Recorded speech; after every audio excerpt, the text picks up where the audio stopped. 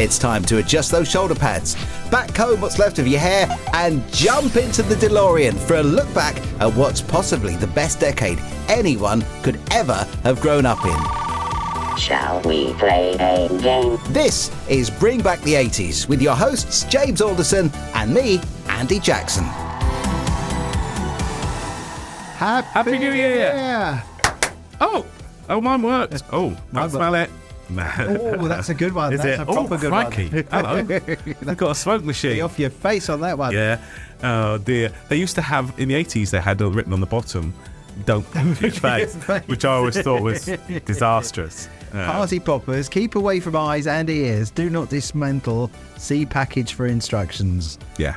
But it did used to be like, what does that say? And your mate would pull it. And, you're always a delight. May contain beer. Obviously, you drink quite a lot over Christmas, New Year. Who would have known? Who would have thought? And I've still got a cold and cough. I'm still on the old Listerine, the Tunes, the Lemsip, and Night Nurse. Night nurse. Have you done the night nurse today for the daytime, or are you saving the night nurse for the nighttime? Oh, I might have done the Night Nurse in the daytime. You'll be dozing off any second. Don't drive home again after Rookie this. error. No, I've got the pedal car outside. I'll be fine. That I got for Christmas along with this. Do you remember this? Look at that. What a gift. Wonderful. You're forking on your microphone with the box. Oh, no. Move that away from you there for a second. It's a scramble device. To explain it, talk us through it, especially for those people who can't see it. James, describe It's a grandstand scramble. You got the little joystick controller, the bomb and the missiles, and it's one of the many grandstand. I don't know, grandstand always confused me as a kid. I always thought, like the football show, but it isn't at all. It looks like it's got a TV screen, but there's no TV screen on that at all, is there? I don't know. It's like a fake. Yeah, TV but it is a space. screen, It's like a Space Invaders-esque sort Yeah. of style game, and it was absolutely brilliant, absolutely great. And they came out with so many different. It's got the leaflet in there. Look, mini arcade grandstand.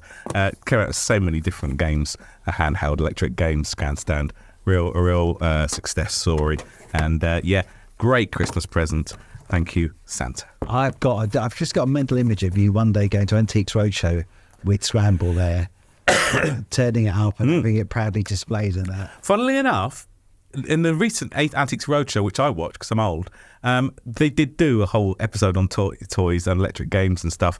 And so, it might not be in the too distant future, Andy, that I rock up with all my stuff and say, please, save my marriage. But Yeah, I was going to say, you need to keep that episode that you watched on VHS so you can show that to your wife every time you have to justify your latest car boot purchase. Yes. But one day, this is going to be worth $1 million. it's becoming less and less available at car boots. That's the upsetting thing. You find the rare person that still doesn't appreciate the value of it and has got it sat on the end of their trestle table next to their wooden spoons and their porcelain dolls. Are you one of the people who goes to the car boot sales and you will be the first one in there? No. As people are unpacking like a vulture. I'll never forget. No, I'm lucky that I'm still collecting things that most people don't want. Right. So I could go up at the end and say, how much do you want for the NatWest Piggy? And they go, oh, God, £4. Yeah. I go, great, thank you. We're in that window now. Over the next few years, I think it's going to just tip over the edge and I'm going to end up really struggling to find some stuff, which is why, luckily, I'm buying it now. You're absolutely there. I never forget the first time I went to one of the big car boot sales on the outskirts of London, and I didn't realise it was one of the major ones. And I was just getting rid of some CDs and bits and bobs, and I never realised quite how aggressive the professional car boot buyers could be. Literally, as I was taking stuff out the back of the car, they were there. Yeah. How much you want for this, mate? How much you want for this, mate? Just like, I thought my mind was blown. And never went back ever since. Have you got any gold? You got loads of it, mate. Too much of it, in fact. You can't move in this car for gold.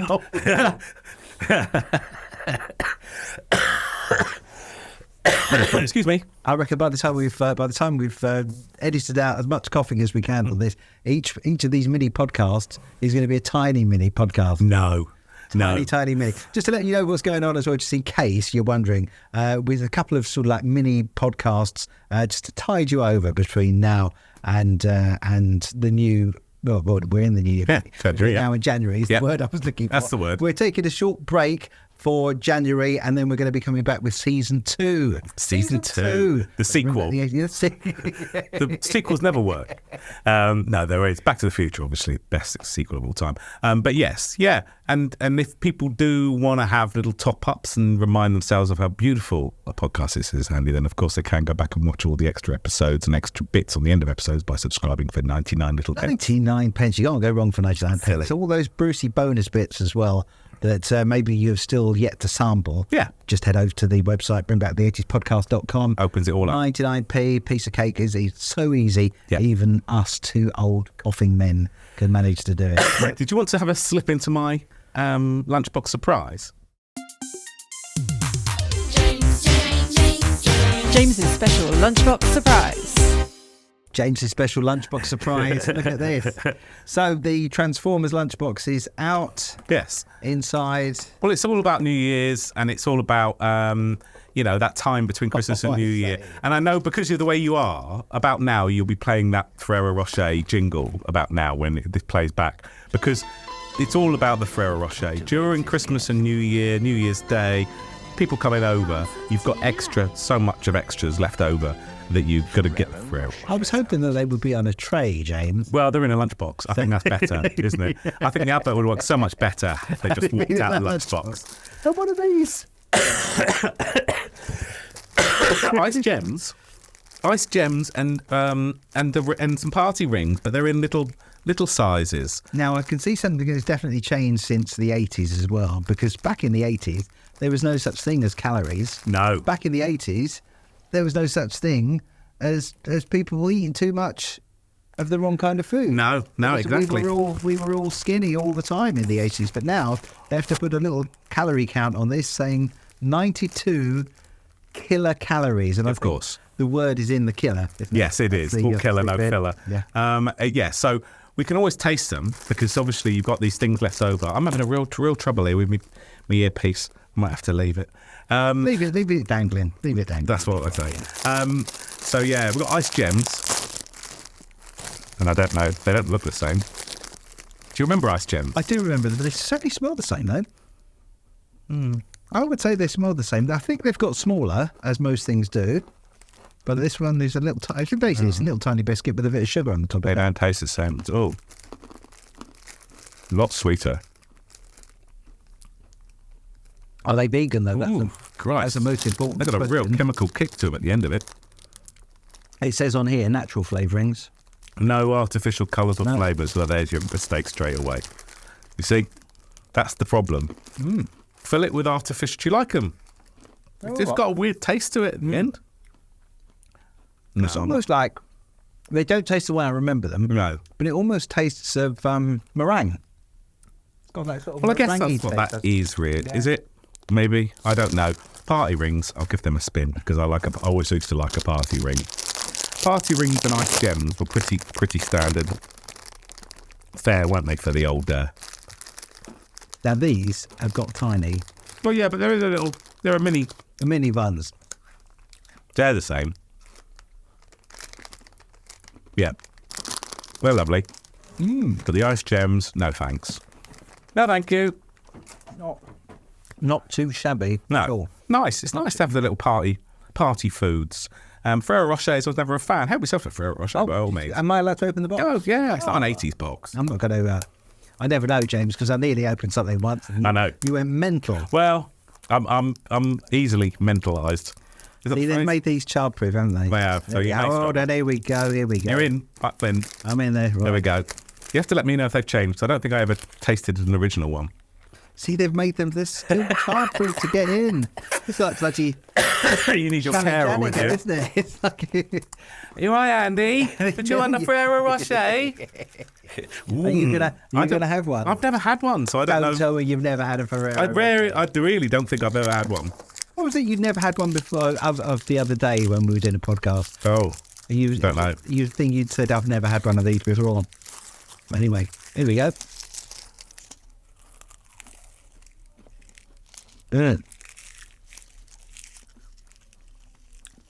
This is where we find out you're allergic to hazelnuts. Oh, it's got hazelnut in it. Is it? Oh, shit. Yeah, it's not my cup of tea, you see. I like it just chocolate. Bits for chocolate, not fussed. Fruit and nut bars, no thanks. All that gubbins. Nice, as you remember it. Every bit as nice as I remember. Is it? Yeah. Okay, well, that's all right then, isn't it? I don't think they changed it. I don't think they made it vegan or whatever. Do they still have adverts for Ferrero Rocher on the telly? I believe they do, but only at Christmas time. With the jingles? Oh, yeah, with the music. Oh, yeah. Yeah. Oh, I'll have to look out for that. So this happy time of the year, Yeah. do you remember, now when it's New Year's Eve, we've got all the big, spectacular outside broadcasts from Australia, from Thames and everything. Yeah. Olden day TV, back in the 1980s. So this is heading into New Year's Eve, and you might have been allowed as a child to stay up to see the New Year's Eve in. This is what they put on the TV for us to look forward to, New Year's Eve 1980s style. Now, to take us into 1986, here's the New Year show.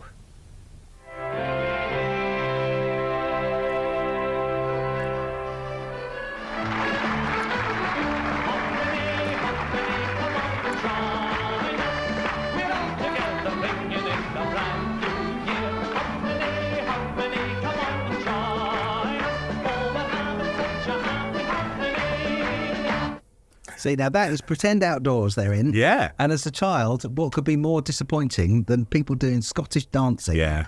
in a pretend outdoor studio? Yeah. And that is that is what we stayed up to watch. I think that was the Gay Gordon they were doing there as well. No, that was him singing there. No, it was, a little touch of Benny Hill about that, wasn't there? A little bit, but completely unironically. Yeah. Completely. Yeah, I think, New Year's Eve was always one of those times as a kid where, I think you touched on it in the last episode, it all seemed a bit pointless. Yeah. It was always fancy dress. I don't know if it was for you, but there was always some fancy dress involved. I know they dabble with it these days, but it was always sort of like an accepted thing. You'd dress as a pirate or something. Your granddad would black up when they do something. and you're like, oh, crikey. And at the time, you're like, oh, look at him. But now it's like, oh, that's when racism used to genuinely, I mean, it wasn't racism. It just used to be genuinely funny. Yeah. Anything to do with any other race, anything to do with any other culture. Yeah.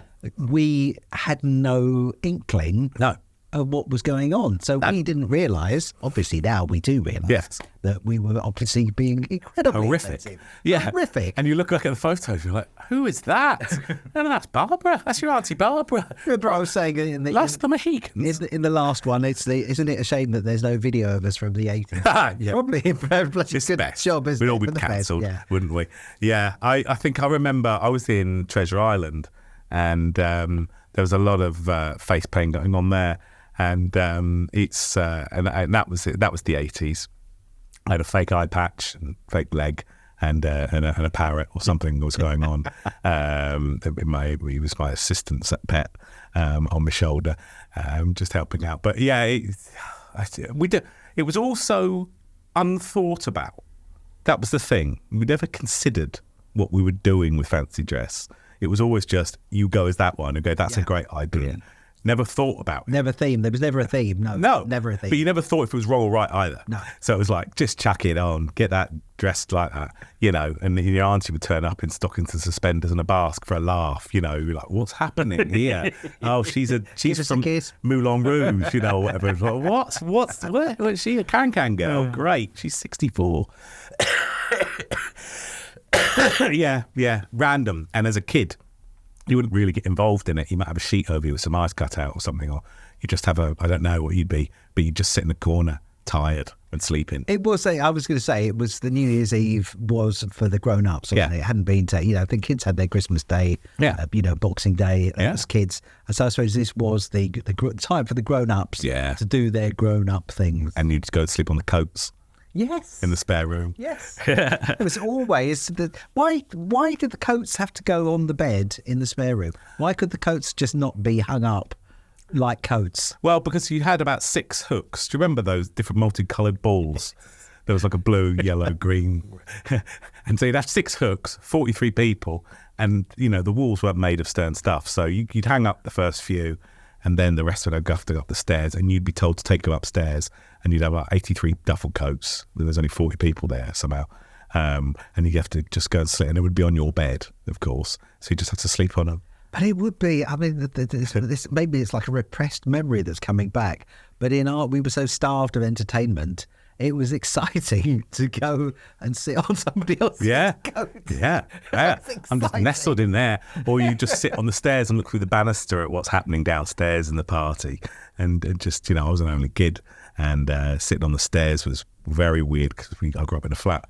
But it was just have a little look through, watching everybody having a party, and come down every now and again. And for about 4 seconds, the grown-ups would be entertained because you go, "Oh, James is here," and then they turn back to each other and get pissed. But it's I don't know. I've never really jumped on board with the old New Year's Eve. It's always sort of makes you think about the year you've had and the year you're going to have, and you think, "Oh no, what?" I think as well, though, the thing is that you get to a certain age where you just can't be arsed. Literally, I've done so many New Years where you're struggling to stay awake. Yeah. To get to, I mean, tell me if it's just me, but me and my other half, we're just ready for bed by 10 o'clock on New Year's Eve. I think when you've got young kids, it really feels like that. Yeah. Because they're often like bouncing until about 8. And then they have a little snooze, then they're up a bit, then they snooze, and they have a deep sleep, then they're up for a bit, but they're in your arms and rested on your shoulder, and it's like, Christ, it's 9:30. And I mean, TV, bloody what's his face? Jules Holland and that hootenanny nonsense that's recorded in July. That's silly. I think it's live. I think it's live. For a minute, is it? I think it's got live. all those people there. I quite like, I do like the countdowns. Did they do that in the 80s? Big Ben countdown stuff? Probably did. So, yeah, Big Ben's always been a countdown. And you've always had the in New York, there's always been that big ball thing that drops down as well. Yeah, so that's nothing like it, is there? And yeah, but now all that, I mean, I would never go to London and see all that gubbins on the Thames with the London Eye and all that swirling in the fireworks. It's nice to watch it on the telly, isn't it? But stand there, 84 people deep in the freezing cold on New Year's. The trouble is that in this country, I mean, last year I was lucky enough to see the New Year in Australia. Wow. Which, if you're going to be outside watching fireworks, that is the time to do it. But in this country, New Year's Eve, along with fireworks night, is at the wrong time of the year. It is. You want a warm summer's evening for New Year, so maybe we should start a campaign. Rebrand it. To move New Year's to August. Yeah, and Christmas. And fireworks night as well. So all the outdoor stuff. Yeah. We'll do it when it's warm and not raining or snowing and freezing cold. Yep. And then, a better time will be had by October to March. Don't do anything. Don't do anything. Stay indoors. all the indoor stuff. October to March. Yeah, I agree. Let's cancel October to March and then just come out of hiding like a dormouse, and like Bagpuss. Let's go out in April time when it starts getting a bit warmer. But yeah. So I mean, New Year's Day, day after New Year's Day, go back to school. About 5th or 6th of January, didn't you? And this time is for discovering your toys, discovering all the bits and bobs, and watching your parents recover from the mess. The whole house is a mess. Carrier bags, big black sackfuls of wrapping paper, and all the bins overflowing. Yeah, because there'd be no bin collections. Oh yeah, not at all. No, but at least then the bin men would come down your path and get your bin. Oh, because they wanted their little Christmas thank you, didn't they? They would. They'd come and they'd oink the bin over their shoulder. You wearing a flat cap, yeah. Carry it down. They wouldn't look in your bin to check if you got some food in with your recycling, or a bit of recycling in with your normals, or your gardening in with your normal stuff, and then lob it back in your garden and go, you're not emptying that. They just grab it, metal bin over the shoulder, give you the thumbs up, lob it in the back of the bin, return it to whence it came. Now I have to walk up and down the road to find my bloody bin because they haven't put it outside my house where I left it. And there's just so much stuff you can't put in the bin. Yeah, cats. You have to take it. You have to book a special. Don't even get me started on having to book to take your stuff down to the tip. Yeah, have to go online. Yeah. So I'd like to make an appointment to come and you get there. There's nobody there. Nobody there. I don't they just wave you through and go on in, mate. I've just spent half an hour tapping it all in. You've got to check me on your list. I'm not coming through until you found me on your list, mate. I'm busy watching The Office, actually. So. Speaking of watching The Office on the TV, shall we have a look and see what we got to look forward to for New Year's TV? Oh, go on. Here we go. Let's see what new things we can expect to see. New Year's Day on ITV. At 6:30, epic film entertainment when Omar Sharif heads an all-star cast in the story of Dr. Zhivago. Later at 10:20, we join Wood and Waters. This is our orchestra, or to give them their correct technical title, the Lads. They were assembled in the usual fashion, with me hanging out of an upstairs window in Soho in a half-cut bra with a megaphone. At 10:50, Elaine Stritch is involved with mysterious Christmas spirits. Does she know what you've got laid on for her on Christmas Eve? Not yet, no. Now, if you'll take my advice, you'll settle yourself in front of the fire with a good book. Mr. and Mrs. Antry will be back soon. Elaine Stritch haunted by Christmas spirits. Part of an entertaining lineup, New Year's Day on ITV. Wood and Waters would be the one. Victoria, wouldn't you? Yeah. What a depressing lineup that was. Yeah. There was nothing exciting about that.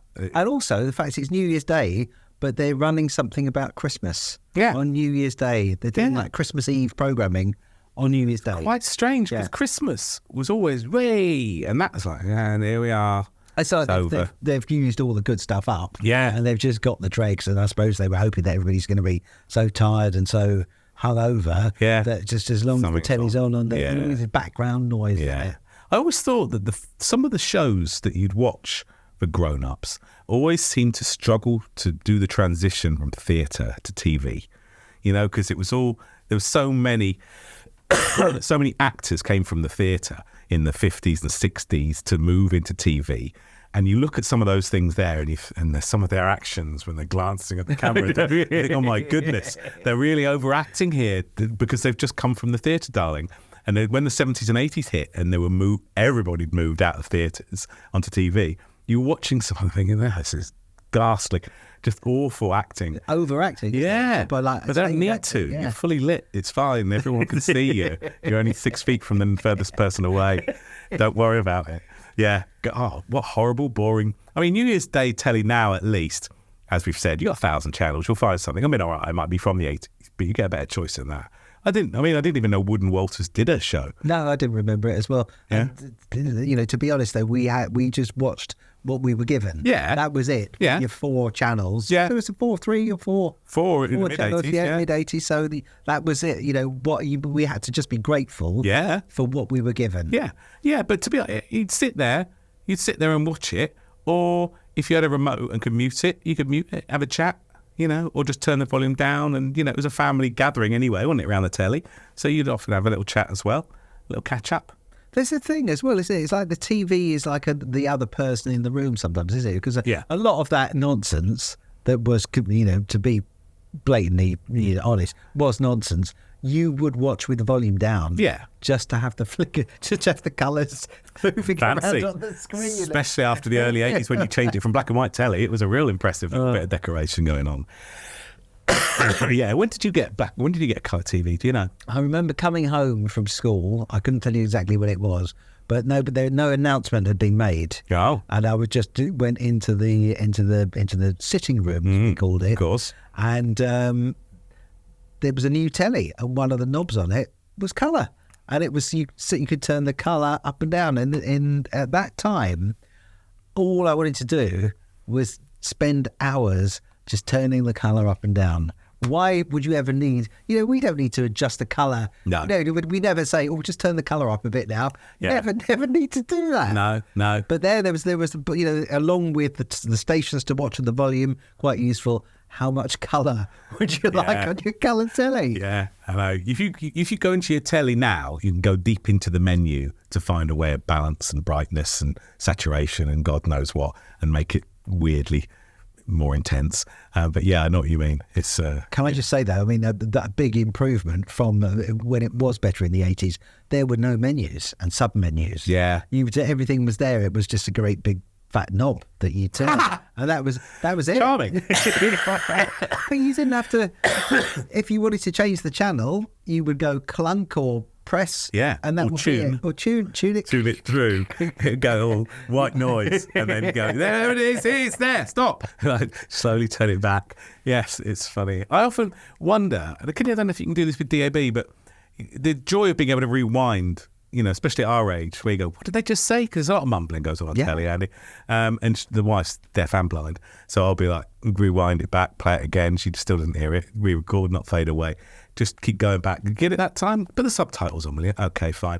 You can't do that with radio, can you? Not when you're in the car or anything. Think, what did they just say then? Rewind it. Once it's gone.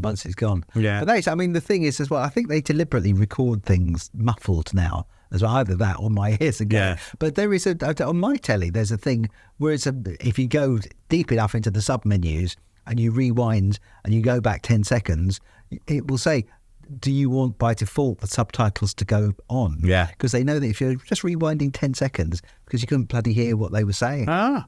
Okay, yeah, maybe that's a help the aged telly or something you've got. That's what we should be focusing on more, some help the aged product. We need some devices, don't we? We're looking for sponsors. If you want to sponsor this show, sponsor us, help the aged. I'm thinking Specsavers, I'm thinking Boots. Yeah, I'm thinking rewind buttons. If you make rewind buttons for tellies. Yeah, and obviously at this time of year, you'd be taking down all your Christmas cards, which in the 80s we put on a bit of string. Across your lounge, you probably had some fancy mechanisms, but we had just string. We had ribbon all around. That's fancy pants. But it was the same. It was the same. Are you finished? Yeah, sorry. It was the same. It was the same ribbon and the same cards that came out every year. So the cards would be on the posh ribbon. Oh God, that would be put away. With the cards still on? The attic with the cards still on. Yeah, and then it would be rehung the next year. You take the cards off. I never got into the nitty gritty. I was never involved in that. I was too busy making the paper chase. Of course you were. Yeah. We'd have strings and strings, and sometimes we'd hang the strings vertically, sometimes horizontally. I don't know who decided which way they went. And I think that the last count when we got a proper amount of cards was 140 odd, something like that. I think this year we've got about 25. So it shows that the trend is dying off of sending Christmas cards. You know what's killing it? It's not the cost of Christmas cards or the hassle or the grief or that I've got no friends. Because we're lazy. Well, it's also the £1 bloody 10 or something for a first class stamp. It's like, Jesus, I can get a pack of Christmas cards for £1, but I've got to post them for over £1 each. I just don't want to, nobody's worth that. See, I don't mind paying for convenience, because one thing that has improved is now that if you want to post somebody a card but you literally can't be asked, you can do it all online. You go to Moonpig or whatever, funkyrabbit.com, and they will do. And I thought to myself, last time I sent somebody a birthday card, I'm paying £5 to send somebody a card. But I don't mind paying that £5 purely because it means I don't have to get off my lazy arse and go and physically post a bit of a letter. We're all very lazy. I think and I think that is why people are so good at complaining now online. Back in my early days of being on the radio, if you wanted to make a complaint about something, you had to write a letter, and you had to put a stamp on it, and you had to post it in the postbox to say, points of view. I'm offended by this. Whereas now anybody can just go online and say, well, this has offended me. It's a lot easier as well to be negative, I think. It's very easy. Well, sorry, let me correct that. It's easier to get people to agree with you when you're negative. So if you say something bitchy or miserable online, you'll quite happily get 10 or 20 people jump on board and go, I agree, he's horrible, or that's nasty, or don't agree with that. If you say something positive, nobody agrees with you because it's pleasant. I don't know. There's a lot of people ready to just be quite grumpy, and maybe it's the New Year's Day feel. Maybe it's the content of your show. Yeah, that's it. Why do you keep complaining? You found me out. The thing is, it's me posting negative stuff about me. But no, it's it's strange, isn't it? Complaining.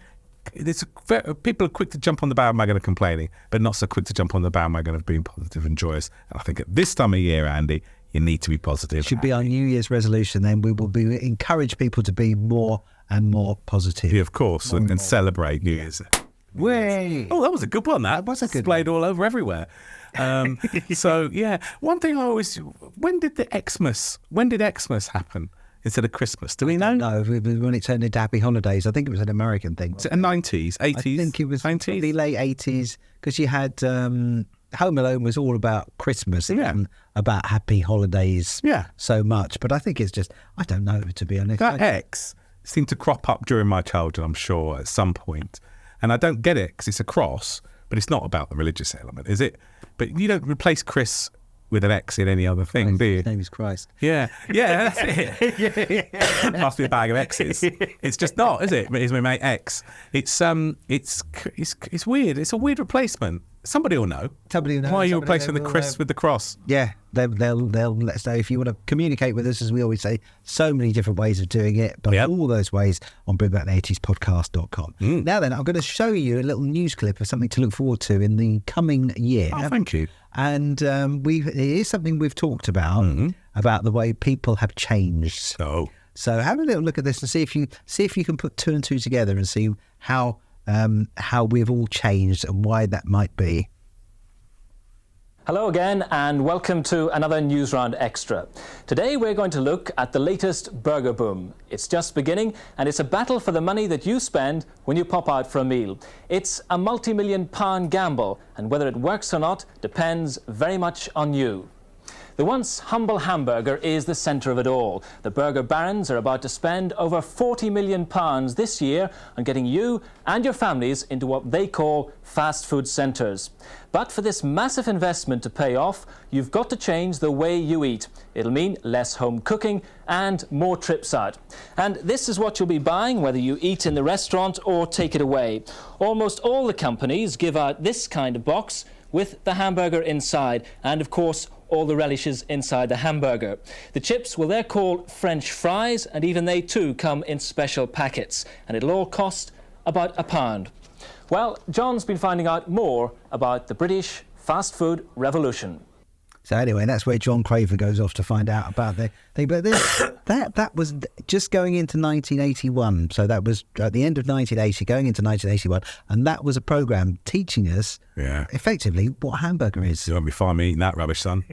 That's what people were of our age group back then. Thought it was disgusting. Yeah, my nan did. Yeah. She said, I don't want all the relish. I don't want all the pickles in this. Yeah. I want to choose what I have in my burger. I want a plate. I want a knife and fork. That was it. I remember the McDonald's opened in Havant in 1990, around 1990, just after my granny died. And I remember my mum said to me at the time that your granny would have thought it was awful, because there's no plate, there's no knife and fork, with your fingers like the poor people. And we weren't rich at all, but that was the thought in her head would have been, this is mucky. For poor people who can't afford plates. Why did you eating and sitting normally? And where are you walking off with it? Don't walk with it. Nobody used to drive and eat at the same time. Even walk and eat. You might have had some sweets in your pocket or a chocolate bar in your pocket that you'd eat or whatever. I remember at school we used to get detention if we were seen eating in uniform, just walking about the streets, because it was just considered to be uncouth or not respectful. But yeah, that in paper. What was that? What was that stuff called? Styrofoam. Oh, and all that sort of foam boxes and stuff. Planet killers. It was just awful sort of feeling material. And we had the wimpy, hadn't we, for quite some time at this point. But with a plate. And cutlery and a serviette. And you could have the bender. Yeah, and whatever you wanted. And it was allowed back then. And a rubber arm for afters. Yeah, but that was revolutionary because, well, the price was great, and we hadn't seen anything of the like. No. Nothing. It would just be able to walk in and they're going to compete against each other for... I think it'd be really interesting if somebody can be bothered to find a graph of the average weight of this country. Yeah. And I think it will start in 1981. But what was happening with burger vans and stuff? Did they, before this point... Because burger van, was it pies more than burgers? I think it was burgers, but it was never seen. Now it's like street food. Yeah. If it's a van, it's street food. Yeah. So it's great. But then burger vans were seen as very sort of working class for very... builders and stuff. And you would expect the food from a van to be horrible. Yeah. Yeah. We're not expecting great things at all. No. With the your Mackie D's and whatever, they were selling it to us as this is actually good Yeah, and you're going indoors somewhere to sit down at a plastic table and have that in front of you as your treat. I mean, I remember as a kid thinking it was pretty special. I remember going into a McDonald's and thinking this is wonderful. You know, the brown and cream tables and the Hamburglar and different characters that would come out for birthdays and the play ball pits and the different random colourful Scary stuff. clown, the scary clown. Yeah. But it was all very novel, all very American, wasn't it? Yeah, I think that's why we liked it, because it was American. Yeah, they'd had it for 30 years, but we're getting it now, and this is all very exciting. And it was, the taste was so intense. Everything was so, the tastes were so salty, so tomatoey, so full of so many different flavours together that you didn't have to put on yourself. And it was exciting. But I think looking back, it looks, well, what is a long time ago, 40 years ago. Somebody please plot that graph. Let's just see what happened. See if that's the answer there is. It's not beer, burgers.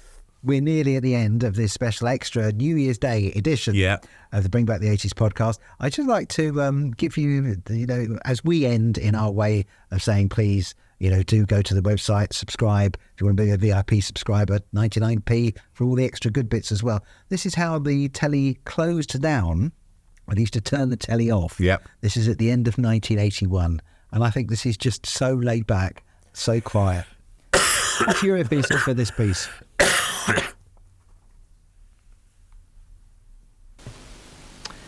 Well, here we are at the beginning of 1981, and I do hope for you that it's going to be a good year. From all of us here at Granada, those of us working here tonight, and those of us who aren't, but who bring you your programmes 12 months of the year, we wish you a very happy new year indeed. May you find all that you wish for in 1981. We'll leave you with a last look at the clock, and from me and from everyone here, a very good night to you. Good night. There you go. There's your last look at the clock. That is a nice look at the clock. And here, by He's way not wrong, is of he? a special close down tonight, there's a piece of music from ABBA. It's a piece from their Super Trooper album, and it just about sums up the way we feel. It's called The Way Old Friends Do. So they're now playing an ABBA record with a picture of a clock. How about that? Well, that was the end of the telly. If that's not enough to kick you into the new year, I don't know what it is. I mean, Jesus. How low-key was that? How low-key was that? It's almost like he's announcing the end of the world. It's like, oh, well, we've had a good run, haven't we? Should we just leave it? Well, thanks for watching. For everyone who's watching and everyone who's not. What sort of phrase is that? For everyone who works here, everyone who doesn't. For everyone, that means, mate. If you let's tell you how we're going to finish. Let's have a good old look at my clock. I'll stand up then. I don't miss trousers. There we go. Here we go, Big Ben. And all that bombshell. Well, say thank you for watching. Thank you for listening. We are going to take a break for about a month or so, but if you want to pick up on all the extra little bits and bobs for just the princely sum of 99p, bring back the 80s podcast.com for the VIP subscription edition, and we'll be back towards the end of January with season 2 Indeed. to bring back the 80s podcast. We'll see you next time. Happy New Year. Woo! Thanks for listening to this week's edition. We'd love it if you could subscribe in your favourite podcast app, and don't forget there's a video version on YouTube too. You can contact us using the links in the show notes and on the YouTube channel, and we'll see you next time for another edition of Bring Back the 80s.